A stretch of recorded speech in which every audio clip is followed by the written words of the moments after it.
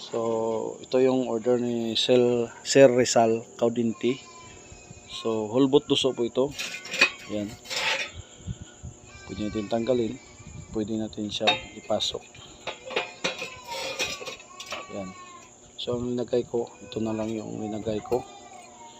Tapos lagyan ko yan dito para depensa sa mga pangmalakihan. Kasi kuan ito 1 1/2. Tapos makapal, pangmalakihan pwede siya. Tapos ito na yung winilding ko na lang ito. Tangke na lang po kulang nito. Lagyan ko na lang ito bukas. Kasi wala pa akong gripo, hindi pa dumating. Yan, ang hulbot duso ni Sir Rizal Caudinti. Okay sir, ito na po yung order niyo sir.